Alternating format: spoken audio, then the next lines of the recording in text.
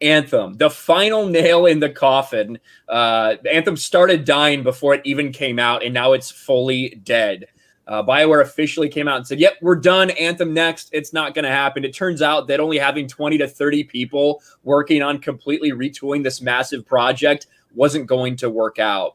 And Anthem is officially done. They are not going to be working on it any longer. They will keep the servers up, but no one is ever going to do any work on that game. And for all of the people who for 2 years have stood by and been strung along by BioWare, whether they pre-ordered it, whether they bought it midway through Anthem 2.0, all those people are now just shit out of luck because the game will never get any better than it is right now.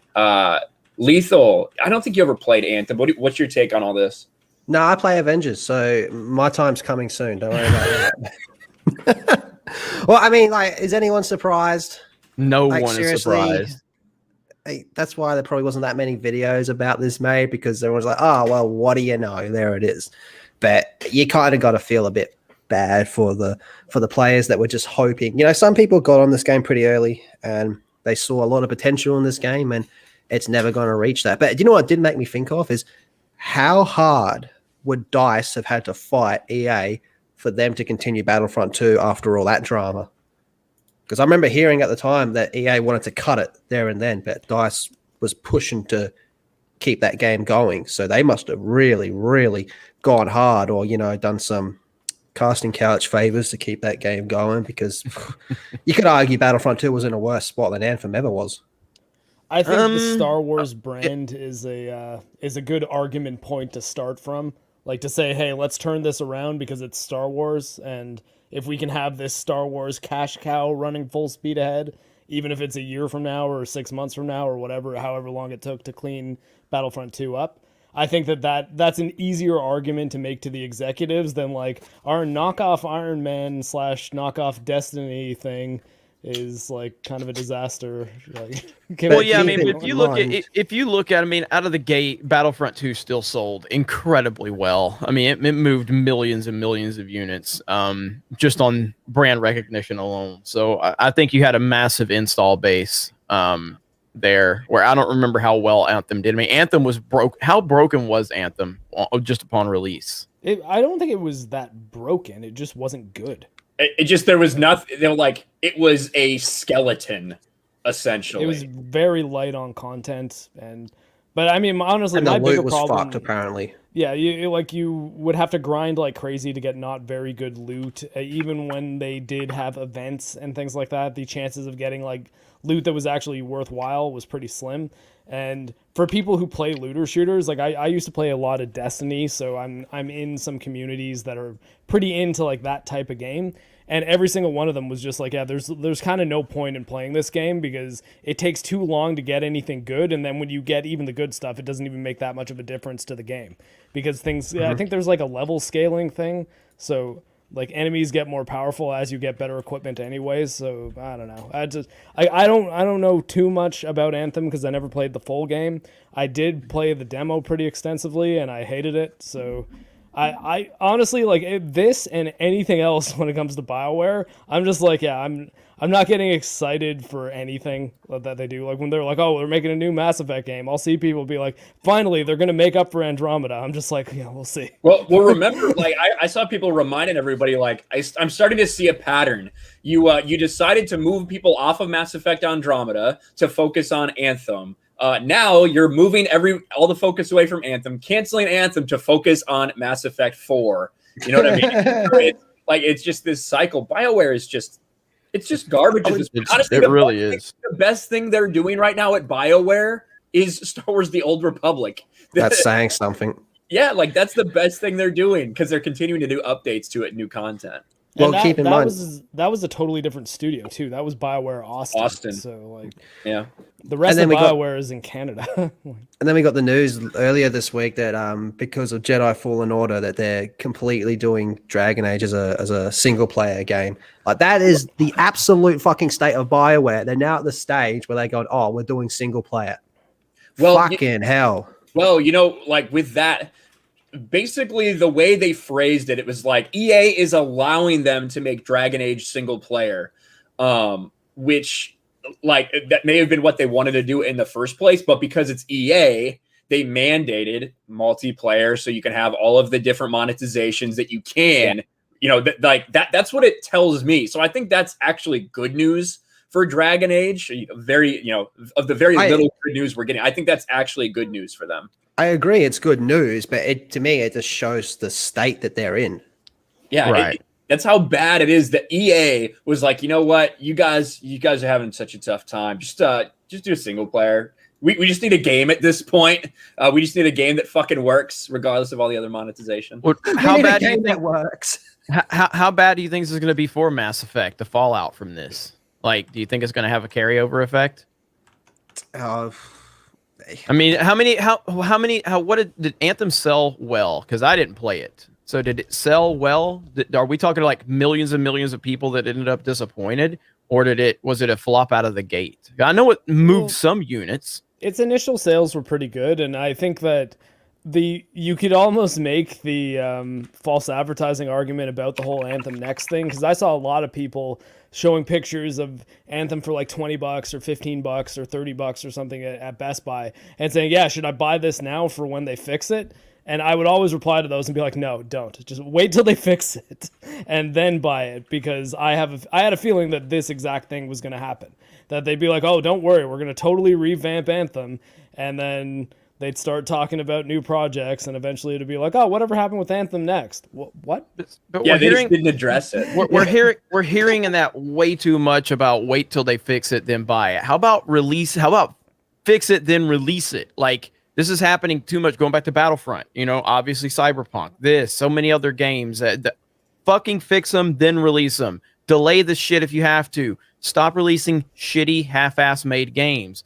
It's pissing like so many people off, and you're ruining, the excitement or the industry. You're ruining the player base. I mean, you're not gonna maintain that player base by releasing a game and then having it fixed in a year. You've already lost it at that point. Like, name a game that's actually been successful. Even Battlefront, which became a really good game, but it didn't maintain that base. You're done lost so much. And we're just seeing this across the board. Halo Infinite's a great example. They're delaying it. Now, again, we haven't seen the final product, but at least they're delaying it. And at least they're not releasing, we all know about the Master Chief Collection. But at least they're delaying it. And I think that you can't get frustrated with game delays. I mean, a game delay to me is more often. Seconds. Yeah. More often than not, a game delay is a good sign. More often than not. And I don't actually think there is too much actual, like, there is that initial, like Lethal said, you get that first day or two where people are going to like be upset about it. But at the end of the day, we saw with Cyberpunk's a perfect example. Like, because they announced how many delays for it. And every time people, wow, I can't believe it. And then, you know what? By the time it came the next release date, people were just as fucking hyped up. You know what I mean? Like, so you are going to have that initial, but people are going to get over it. But they're never going to forget the launch, ever. Yeah. No, like Battlefront 2 never, like, listen, I am someone that enjoyed Battlefront 2 upon release. And I enjoyed it as it, progressed. But it never overcame. It never overcame that disastrous launch. It never did. No matter how good that game got to be, it never overcame that launch. That was a terrible fucking launch. Yeah, absolutely. Sorry, go ahead. No, I was gonna say, and they had so much goodwill built up because of that trailer that they presented for Battlefront 2. And they just shit it all the way. Oh, absolutely. When that trailer came out, and you had, again, at that time, this was a pre-Last Jedi world we were in. You had all this. Yeah, but it was a post-Battlefront 2015 world. Yeah, but you're introducing a campaign, 3 different generations of Star Wars, and that trailer was fucking awesome. There was insane hype for Battlefront 2 when that trailer, but they fucked it up with the loot boxes and all of that other shit. They fucked it up before it even released. They pissed away all of them a minute before they even released the game. And it was just a disaster from there. But yes, Battlefront 2 had a shit ton of hype. It did. It absolutely did. I remember the trailer as well. I never got the 2015 Battlefront because I don't know if you remembered, but all of it leaked. And I read the leaks and I was like, there's no campaign, there's no galactic conquest. That was the moment I'm like, I'm not fucking getting it. But I remember seeing the trailer for Battlefront 2, the EA one, and being like, yeah, I'm fully on board with this bring back EU, fuck your canon, blah blah blah blah blah. But that game was tight. That was kind of my mentality. Everything fell apart. I saw there was a suspicious amount of women, which was one. So that turned me off. No, the suspicious amount of women was that like 3 out of every 4 stormtroopers you shot screamed like a woman, and it was creepy.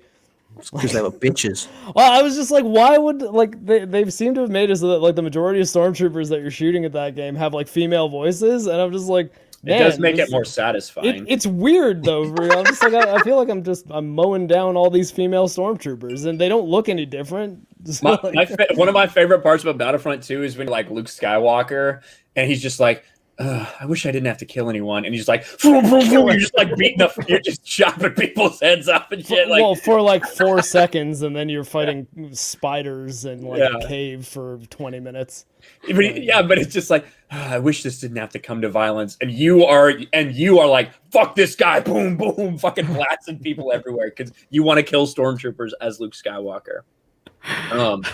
Sorry, I wanted to make a point though about like the don't release games until they're done thing. I think especially with a lot of like larger scale multiplayer games, there's not going to ever be such thing as one that's like totally polished and works perfectly from the get-go, because those are, especially games like Anthem or Destiny or Division, like those are games that have to be played for the developers to figure out where they need to fix the issues and stuff like balancing and things like that. What I think I've mentioned this before too, back in like around the Cyberpunk argument era, when I think that the concept of an early access game should be more accepted. And I think that Valheim's a perfect example of that. Like Valheim's an early access game and it works very well and people love it.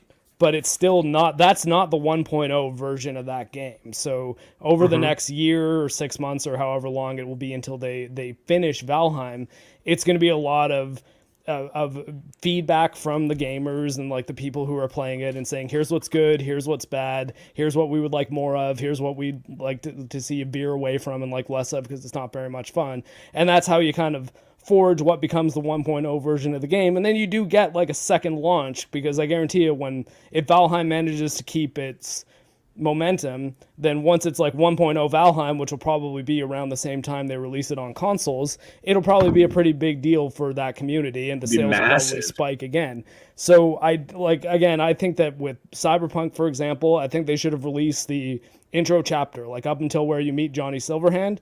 If they released that for December, and they called it early access clearly, and there were all sorts of problems with it, people would be like, oh, okay, but this is the early access version of the game, and they would not have looked at it as like as much of a disastrous launch. And I think if Anthem launched as early access, it probably would have been in a much better spot for people to be like, okay, well, I mean, the flight's really good. It's kind of a cool world here. There's not much to the story yet, but this is just early access, so you get going. And I think companies are too afraid to do that because they want those like big sales on the first thing to be like, yeah, this is the game, this is the release. But it seems to be backfiring more often than not. Yeah, well, and I think that's fine as long as you're upfront about that from the beginning. I do think you're right, it wouldn't be as bad for sure. But I do think still, like, if you had told people this was going to be the game and then all of a sudden 2 months before switch, like, well, guys, actually it's just going to be early access, there would be still some people that were like, this is kind of fucked up, because now they have paid their $60 and they're doing this anticipating they would play the game. Now they might have to wait a year or two. So I do agree though, if they had switched gears like that, far less backlash would have occurred.